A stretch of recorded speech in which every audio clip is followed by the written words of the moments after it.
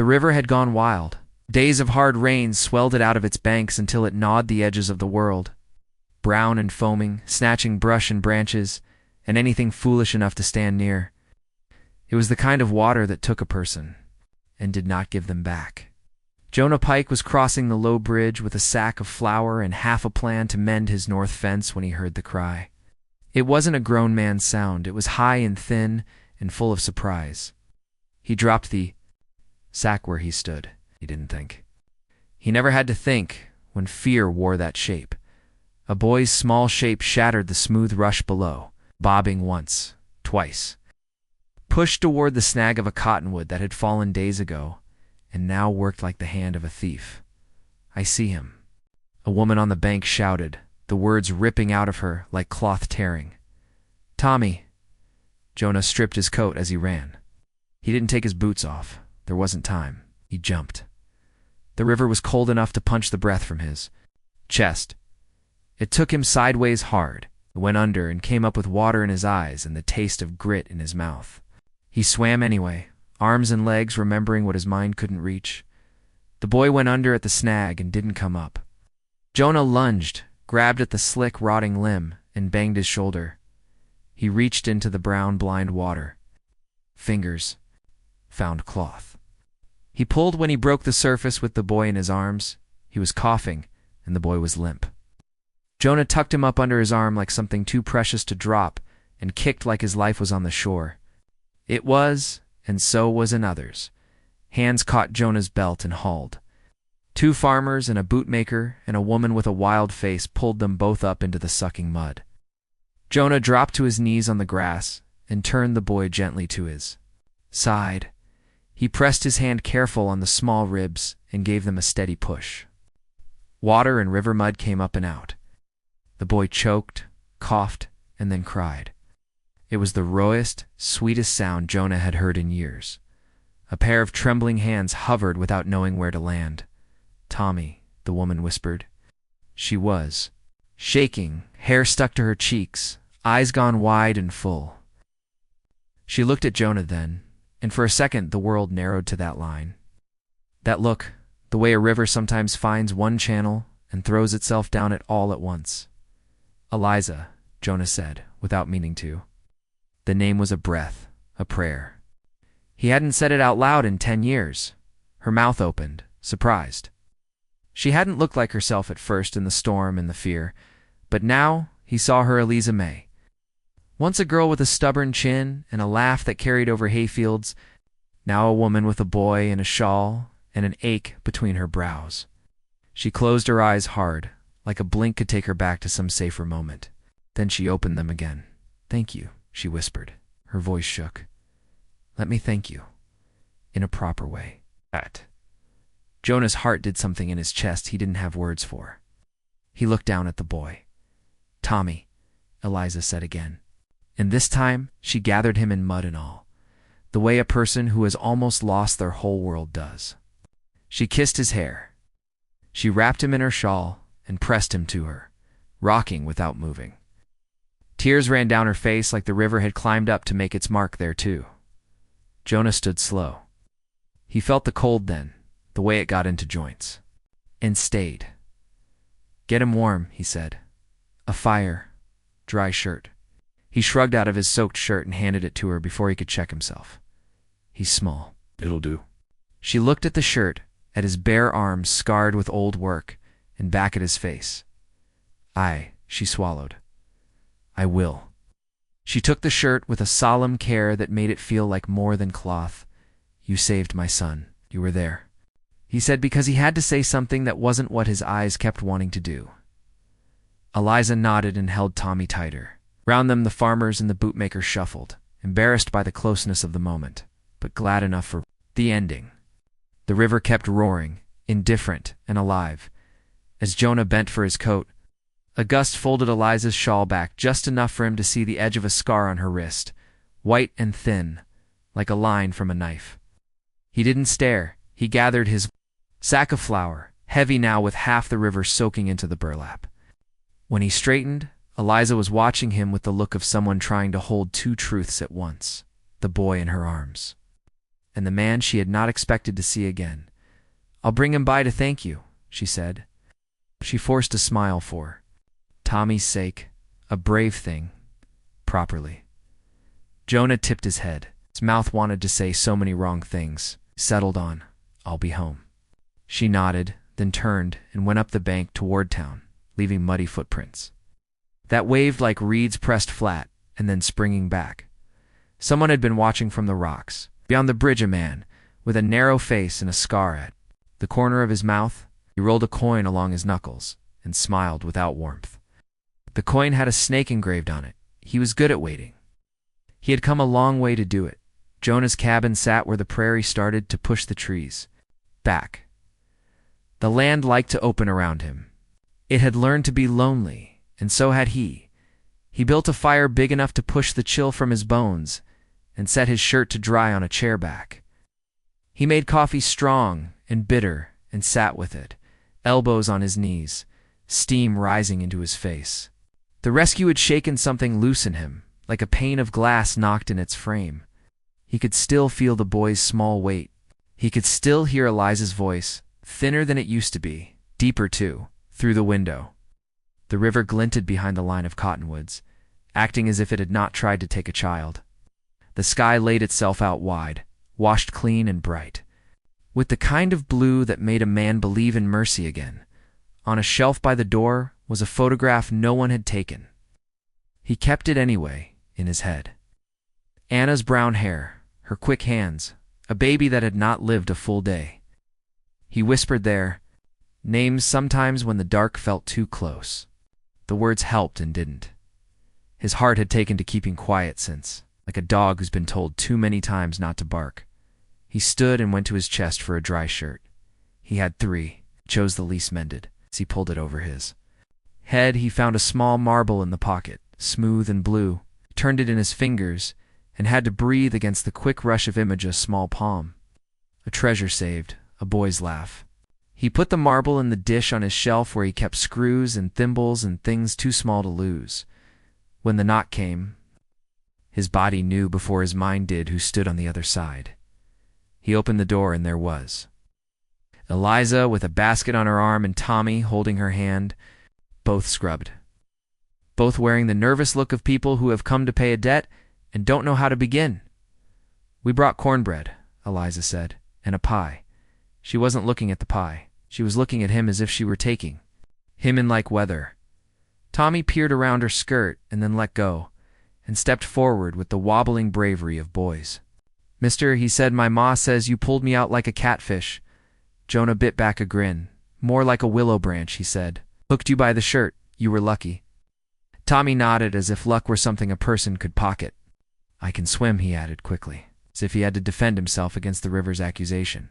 Eliza's hand went gentle to Tommy's hair. "We'll learn better soon," she said. She offered the basket. "Let me thank you in a proper way.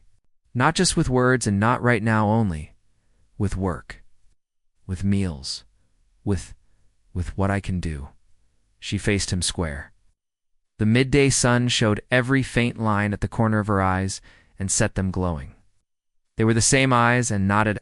"All you don't have to," Jonah started, then stopped when he saw her flinch as if he had swatted away her only rope across a ravine.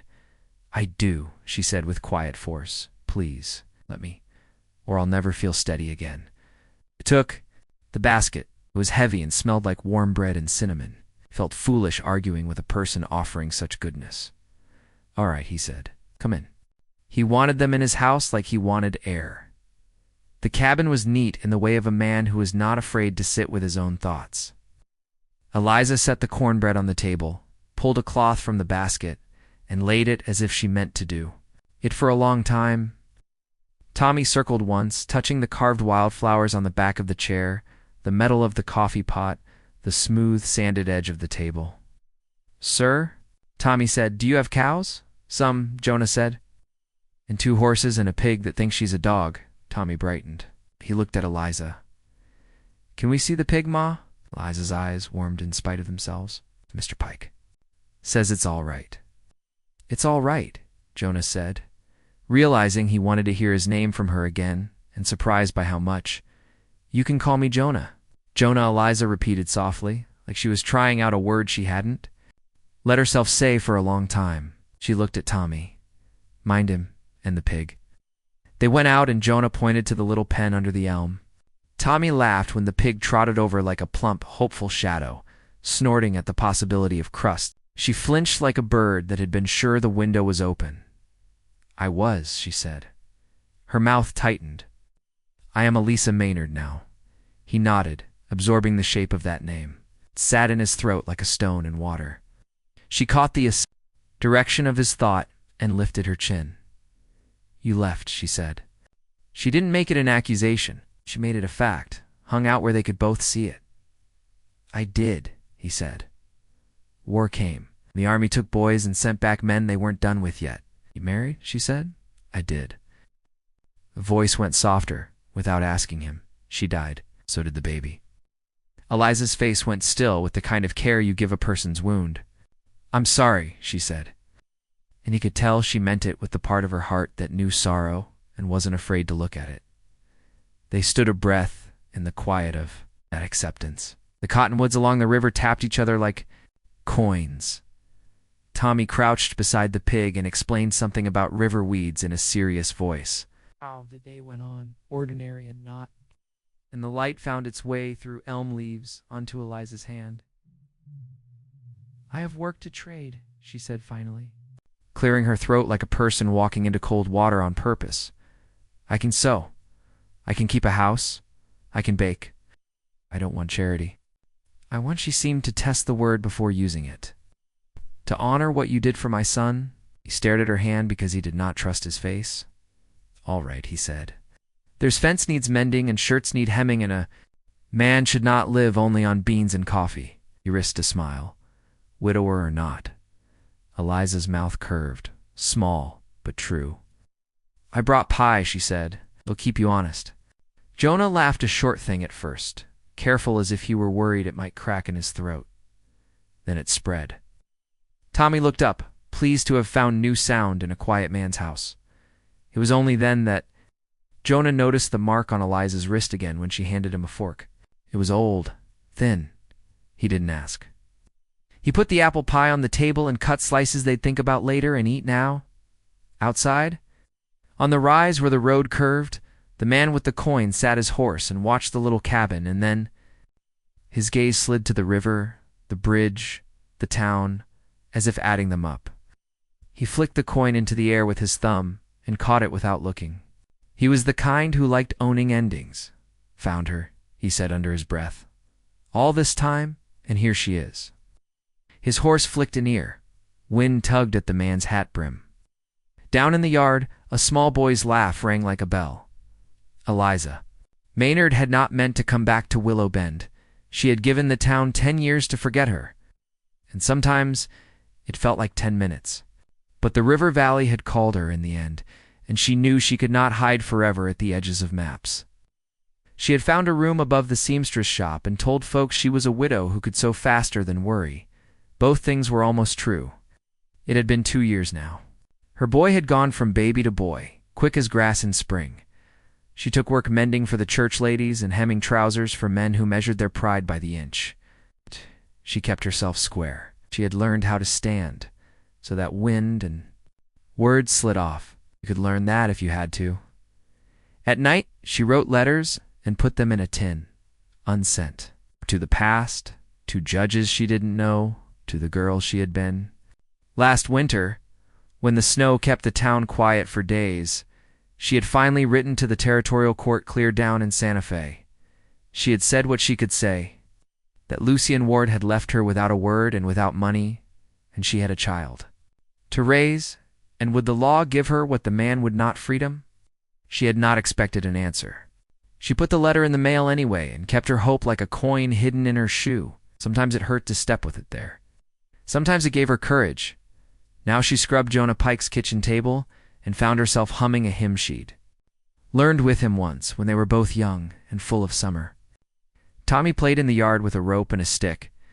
Jonah cobbled together a mended fence rail and showed Tommy how it mattered if you lined the nails up so rain didn't own them. You'll spoil him, Liza warned from the door, smiling despite herself, A boy spoils or grows noble depending on the soil and the hands, Jonah said, surprising her with the poetry of it. And the rain, she added, and the river, when it isn't trying to drown him. Jonah's eyes slid to hers and held. The pause lengthened in the afternoon heat. The world carried on, flies buzzed, the pigs snorted, a hawk brushed shadow over the yard butt for a heartbeat. The day leaned toward one center, then Tommy whooped and tugged at Jonah's sleeve. "Teach me to throw, Mr. Jonah." Jonah laughed and showed him how to hold the rope, how to swing it, how to let go at the right moment so it made a circle in air and dropped like a gift. Tommy missed and then got it half right and crowed like a rooster. Eliza folded her hands and let the sight sink into the part of her that had been starved for such ease. This was how it went for a while. Jonah found excuses to bring a sack of potatoes into town and leave them on Eliza's back steps. Eliza found excuses to come out with pie or bread or a shirt to be tried on, which somehow always fit perfectly. Tommy found the path between town and the cabin with the assurance of a child who trusted it would always be there. Gossip came too, of course. It moved through Willow Bend like wind through scrub, dry and persistent. The widow Maynard and the pikeman imagine. Poor Jonah, he loved once already. Perhaps he should leave the dead alone. Poor Eliza, she had a boy who needed a name more than a gentleman. The words stung and rolled back both, depending on the day. People talk when they have not yet learned. Better work for their mouths, Mrs. Ellery, the seamstress grunted, sticking pins like little swords into a cushion. They'll find something else soon enough. Perhaps the mill will break again. That always keeps them busy. She glanced at Elisa over the top of her spectacles. "Do what you're doing. Be kind. Keep your head." Lisa nodded and kept sewing. Her heart beat a little harder those days, a little louder, with a sound that was not only fear. One afternoon, at the Mercantile, where she had gone to buy thread and sugar and a handful of raisins to surprise Tommy, Eliza carried her packet to the counter and felt the hair rise on her arms before she looked up. "Afternoon," the man said, his voice smooth in the wrong way. He tipped a hat he had no business in. The scar at the corner of his mouth creased. Eliza's hand tightened on the raisin packet. She made herself meet his eyes. "Fitch," she said. "You look well, Liza," he said. He was the only one who could make the nickname sound like a bruise. "We've been looking." "Who's we?" Her voice was steady, calm as a pond, which was a miracle. Fitch smiled. He rolled a coin over his fingers, the snake on it catching the lantern light. "You know who?" The door opened behind Eliza, and a man came in who made the air change. He was handsome in the way of men who are used to getting their way. He wore his charm like a vest, easy and practiced. He held his hat too carefully, Eliza.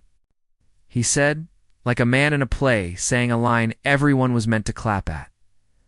"My dear," was Lucien. Everything in her went very still. Years fell back like cloth pulled from a table. The world went new and old and dangerous. "Lucien," she said. She made her mouth say his name, not because she wanted to, but because not saying it would make her a liar in her own body. He smiled. "You're hard to find," he said. "Not unkind and not kind. You were always quick." "I had to be," she said. She held his gaze. "You sold my wedding ring for whiskey." He flinched, small, before the practiced charm flowed back over the place like warm tar. "And I have regretted very much," he said.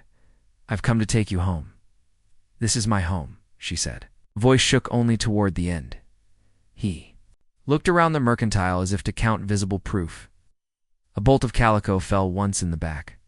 Mr. Nairn, the owner, stared at the far wall, doing his best to be a chair. Lucien's gaze slid over the flour barrels, the thread spools, the raisin box. He smiled with his mouth only. "You married a man who could not keep you," he said. "You deserve better." "I married a boy in a bottle," she said, and the words went out into the room and wouldn't come back. Her voice settled. "We're done, Lucien." Out. Fitch snorted. "You don't get to be done unless the law says so." Lucien lifted a hand, and Fitch went still. "We're here to talk," Lucien said. "Nothing else." "We're here to take the boy," Fitch muttered, not able entirely to help himself. "Tommy." "Isn't," Eliza began, and stopped. The words would not shape, not even to a man who didn't deserve them. She tightened her fingers on the raisin packet until it crumpled. The mercantile door opened again, and in walked Jonah with a sack of nails on his shoulder. He took in the scene like a man accustomed to wild horses, saw the ways of fear, the exits, the fragile things. "Evening," he said evenly. Lucien turned. His smile went a little wicked. "You must be Mr. Pike," he said cheerfully. "I've heard so much." "I don't recall wanting you to," Jonah said. Lucien's eyes got cooler, Fitch's got meaner, and Mr. Neron reached for his chalk, because it made his hand feel more useful if it held something. "Eliza," Lucien said, "gather your things. We'll come for you at dawn. No fuss, no hard feelings." "No," Jonah said, and it hovered like a bird between them, Lucien's. Smile slipped all the way off then. Eliza had not meant to, but she drew a sharp breath, as if the word had slapped a child. "I was," she said clearly, eyes on Lucien. "I'm not now." "You're still married," Fitch said, making the word into a weapon. Eliza lifted her chin. "Then you'll hear the rest of it," she said. "I filed for divorce by publication. I sent the notice. Waited the right days. If the judge's word takes longer to ride than your pride, that's not my fault." There was a hush after that you could set a teacup in. Lucien laughed once, neat and short. "We'll see what the paper says," he said. He lifted his hat to Eliza in a mockery of manners and tipped it toward Jonah in something that was not. "Quite that, Dawn," he said. "Don't be late to the show." They left, and the door shut behind them with the gentlest of clicks. Eliza stood very straight. For a heartbeat, she looked like she might shatter. Then she folded down onto the flour barrel and put her head in her hands.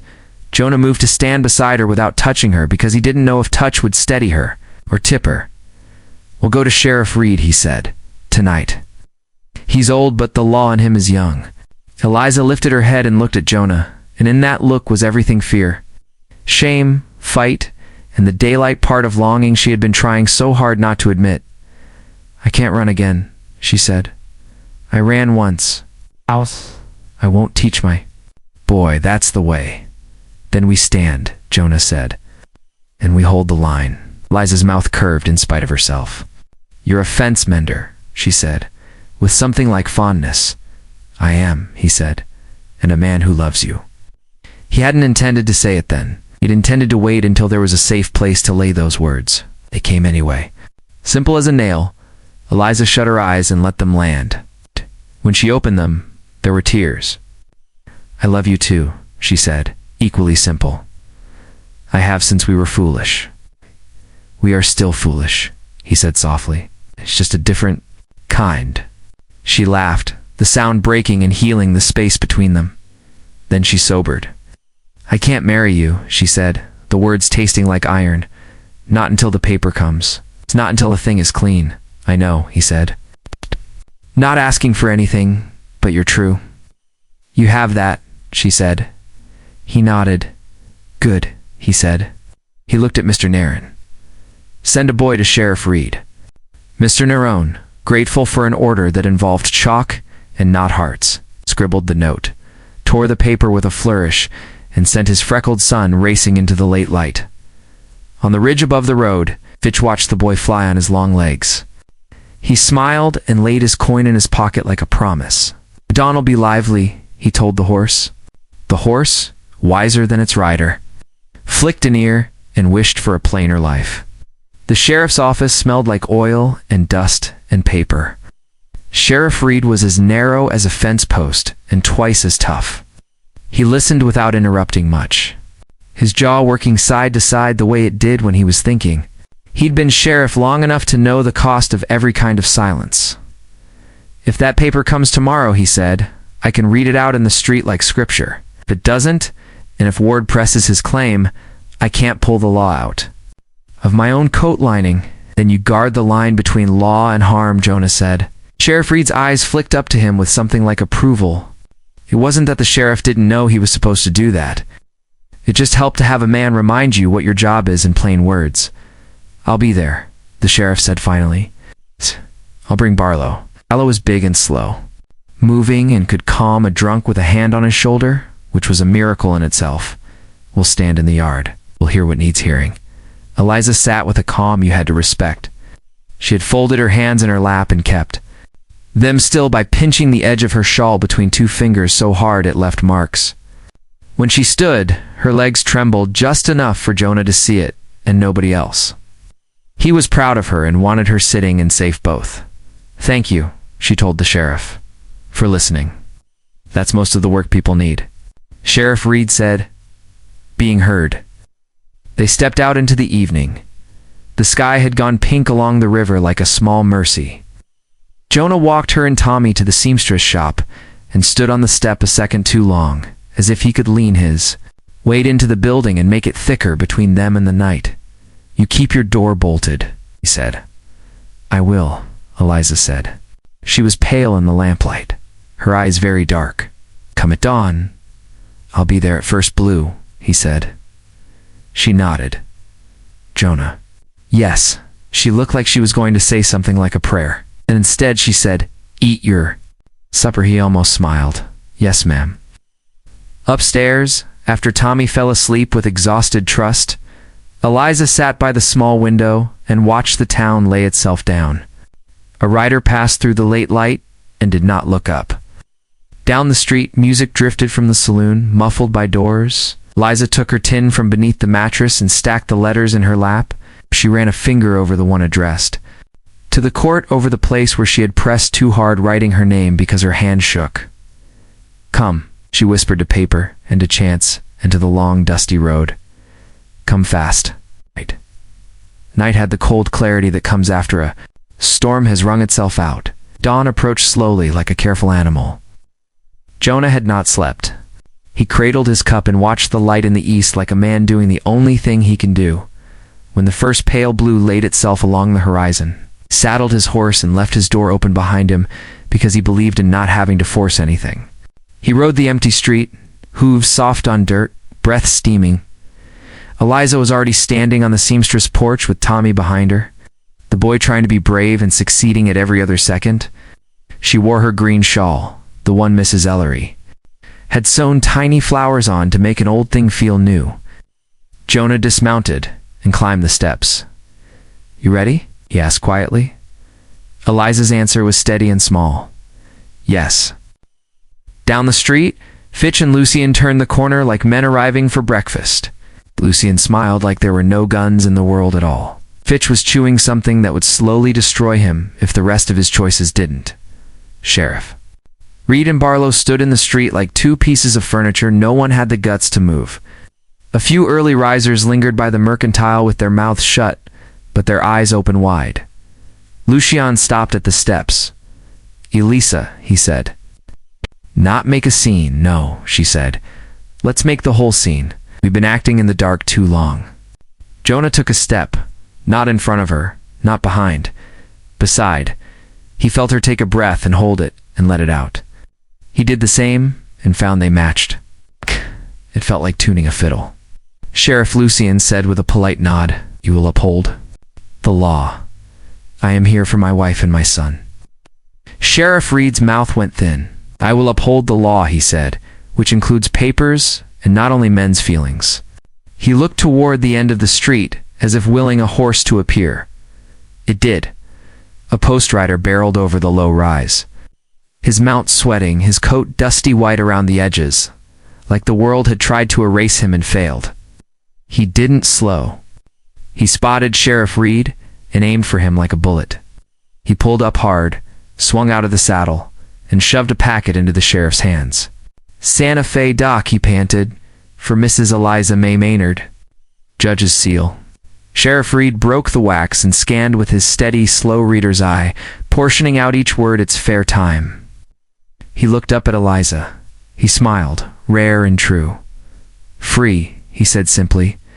Lucien's hand twitched. Fitch's coin clicked in his fist. "No," Fitch said, like a man pushing back. A barrel with his shoulder that has already begun to roll. Lucien took the paper and read it, the trained speed of a man who hears truth like a whistle, only when it suits he.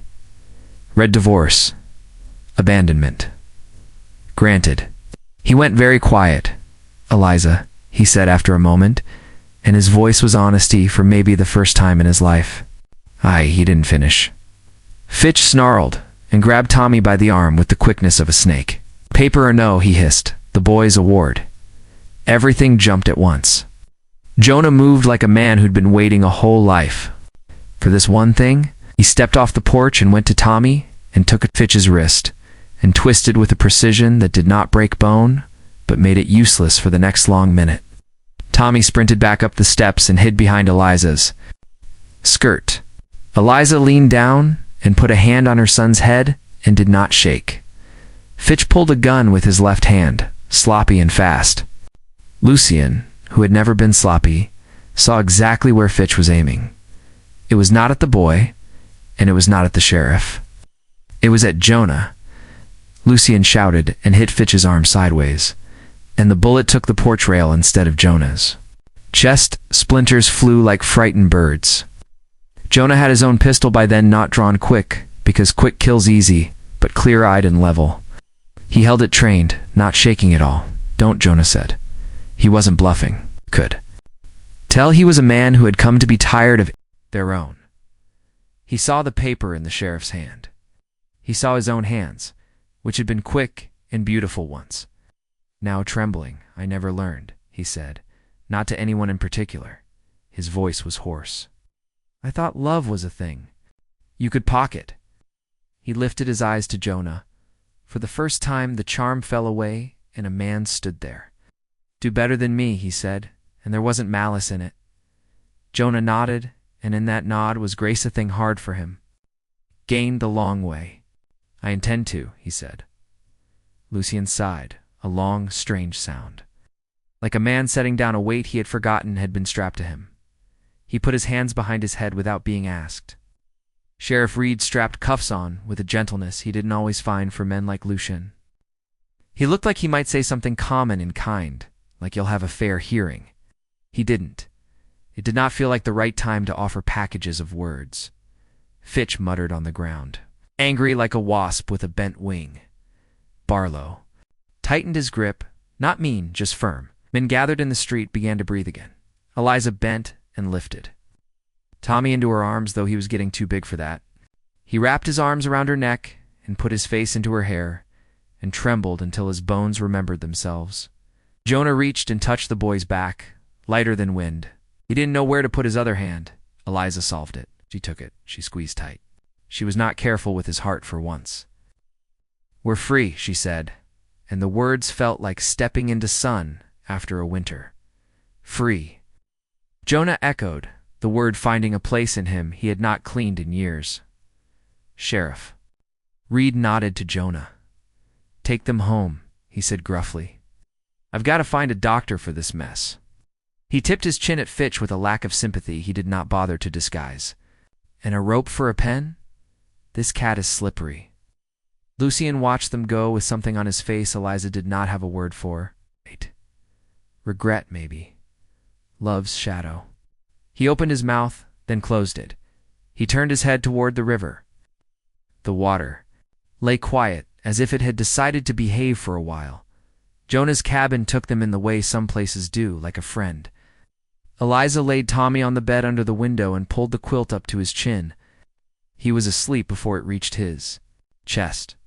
Children know how to let go when the grown folks do the holding. Eliza went back to the main room and stood in the middle, not sure where to set her hands. Jonah set water on to boil because it felt like work and kindness and something he could do with his shaking. Let me thank you, Eliza said, the words coming out low and full, in a proper way. She took a step toward him, then stopped. The day was still too raw for anything careless, too clean for anything rushed. Start. With staying, Jonah said. He kept his voice gentle. Start with eating. Start with telling me where the aching is and how you want it touched, or not. Start with sitting till your heart catches up. It's proper enough for me. Lisa laughed once, very soft, and then did a thing she had wanted to do so long she had forgotten, almost how to form the request. She leaned on him. She set her forehead to his chest and stood, breathing while his hand his big work rough. Astonishingly tender hand came up and held the back of her head the way a person holds a a bird who has flown into a window and needs a second to remember the sky. It's my wrist, she said into his shirt, and my mouth, and everything else. He didn't need her to explain. He did not ask questions he had no right to. He stood and held her till she was done being held. When they sat at the table, their knees knocked. It felt like prayer. Jonah sliced bread too thick and did not apologize. Eliza buttered it with a care that made a simple thing into a promise. What happens now? She asked when they had eaten enough to remind their bodies of ordinary mercies. We live, he said. We've been doing that, she pointed out. Now we do it together, he said. She looked down at her hands and then up at him. I can't give you another woman's picture, she said. I have only this boy and a room and a tin of letters to men who don't write back. I have only this cabin and a pig who thinks she's a dog and a heart that has learned to be quiet. He smiled, small and true. It seems fair. She reached across the table and he reached too, and they caught and held their hands warm above plain wood. The kettle hissed on the stove. A fly droned and then didn't. Outside, the sky climbed toward noon without hurry. Wind came in the window and lifted the corner of a recipe card. Liza had left last time she'd brought pie. It was her grandmother's hand. It listed sugar and flour and words like patience and time in between. The wedding took place on a high hill behind Jonah's cabin, where the river showed itself like a ribbon, and the town lay like a handful of... He slid the paper free. He read the way he did most things now. Slow, steady, grateful. It said things like, I should have loved you stronger when we were children. It said, if I have to go, please let me go in the light of your good. It said, if the river takes anyone, let it take the bad in me and leave the rest. It said, I am trying to be brave. It said, come if you can, if the world lets you. Jonah folded the letter and put it back in the envelope and then into his pocket over his heart. It arrived on time, he said. It did, Eliza agreed. She reached over and touched the place where the letter sat. She didn't say anything else, and it was not needed. Tommy stirred. Tell me a story, he said sleepily. About the river and the pig and the rope. Jonah and Eliza smiled at each other in the dim. All right, Jonah said. He cleared his throat. Once upon a time, a river thought it could take anything it wanted. It was wrong. Tommy snorted. Laughed and settled closer. The evening deepened like a good well. On the ridge beyond the river, a small fire flared briefly and then went dark. The men who had wished to make an ending here had been pointed toward another, far down the trail. The law would do what it did. Crooked on some days, straight on others. Lucien would sit with his choices and maybe learn something. Or not. Some redemptions come quiet, like a change in the wind years later. Eliza found she could live with not knowing everything. She looked out at the western sky where the last of the light gathered along the horizon like a promise, and she felt something in her body soften. This was a world that bruised and then healed. It was a world that stripped you down and then handed you back your own name. It was a world where a man could love you steady without asking you to be anyone else, and where a boy could sleep easy in a house that would not be taken from him for the price of a bottle. Jonah slid his hand over and found hers. They sat like that until the stars made themselves obvious. They wouldn't always be as kind to each other as they wanted. They would argue about fence lines and pies. They would make up and break bread and teach Tommy to swim for real in the shallow part of the river with a rope around his waist for a long time. They would be tired together and glad together, and sometimes both at once. They would stand at the door when storms rolled out of the west and count between lightning and thunder. Not because it changed anything, but because it felt like being in on the world's secrets. They would practice forgiveness, which is a thing you do over and over until your hands know it better than your mind. Under the endless western sky, they were finally where they were meant to be. The breeze carried a smell of sage and distant rain. On a post near the porch, the blue marble glinted. Ona had set it there in a twist of wire where it could catch the light and make a small sun. Tommy would find it in the morning and believe in treasure all over again. That felt exactly right. Eliza took a breath and let it out. Home, she said. Home, Jonah answered, and the word, simple as it was, filled the whole night.